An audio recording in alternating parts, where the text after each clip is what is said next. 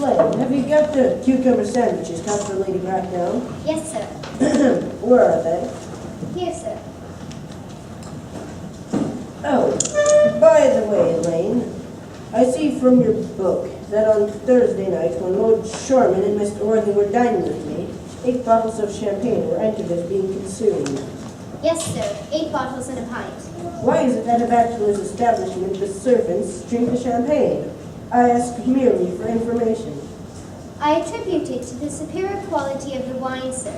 I have often observed that in married households, the champagne is very of first-rate brand. Good heavens! Is marriage so demoralizing as that? I believe it is a very pleasant state, sir. I have had very little experience of it myself up to the present. I have only been married once, and that is in consequence of a misunderstanding between myself and a young person. I don't know if I'm much interested in your family life, Lane. No, sir, it is not a very interesting subject. I rarely think on it myself. That will do, Lane. Thank you. Thank you, sir. Just give me another sandwich. Yes, sir.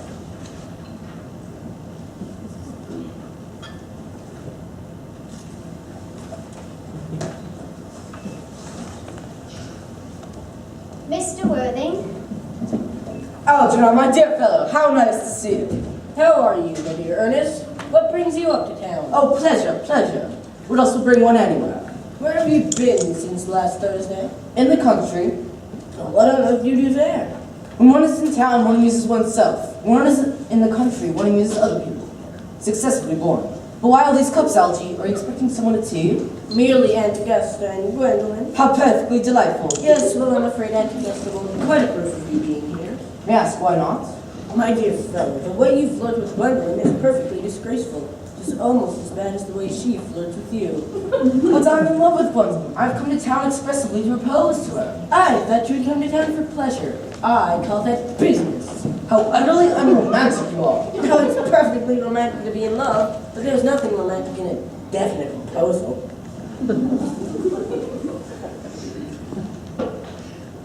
Please don't touch the cucumber sandwiches. They are ordered specially for Aunt Augusta. Seems perfectly fine for you to eat them, however. That is quite a different matter. She is my aunt.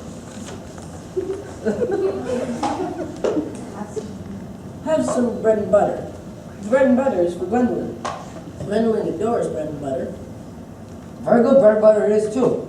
My dear fellow, you need not eat it as if you're going to eat it all. You behave as if you're married to her already. You're not married to her already, and I don't think you ever will be. I don't give my consent. Your consent? My dear fellow, Gwendolyn is my first cousin, and before I allow you to marry her, you must first clear up this whole question of Cecily. Cecily? I don't know anyone by the name of Cecily.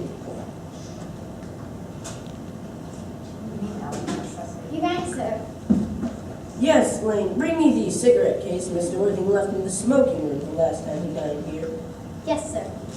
Do you mean to say that you've had my cigarette case all this time? It's very nearly asking for a reward. I wish you would offer one. I happen to need cash. There's no good offering a reward now that things have been found. The cigarette case, sir.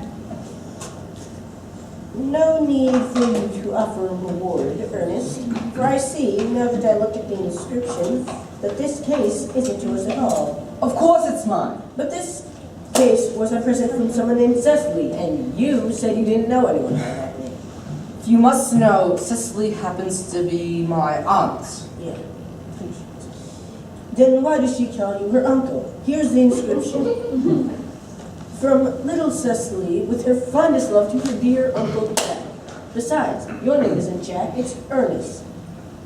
My name, dear Algie, is really Jack. How can it be? You've always told me your name is Ernest. I've introduced you to everyone as Ernest. You answer to the name of Ernest.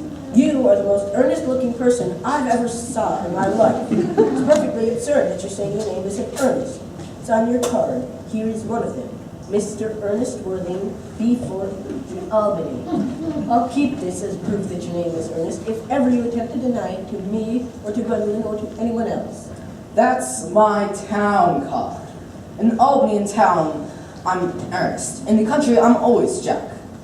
And the cigarette case was given to me in the country. Will you kindly explain yourself? Give my cigarette case to me first. Thank you. Now listen closely to what I'm about to say. In his will, old Mr. Carter, who adopted me when I was a little boy, made me guardian to his granddaughter, Miss Cecily Carter. Cecily, who addresses me as her uncle, lives in my place in the country under the charge of her admirable governess, Miss President. Where is this place? That's nothing to you. You are not going to be invited. Even so, how does this explain why you are Ernest in town and Jack in the country? In order to be a good guardian of Cecily, I must adopt a high moral tone regarding everything while I'm in town. This becomes rather boring in times, and so to get to town, I've always pretended to have a younger brother by the name of Ernest, who lives in the Albany and gets the most dreadful scrapes. But the fact of the matter is, I shall have to kill off Ernest altogether. But why, my good fellow? He seems the most useful sort. I suspect my ward, Cecily, is getting rather too interested in Ernest. So I shall have to kill him off altogether and be Jack in the country and Jack in the city. It's rather bold, but that's the whole truth. Pure and simple. The truth is rarely pure and never simple. Lady Bracknell and Miss Fairfax.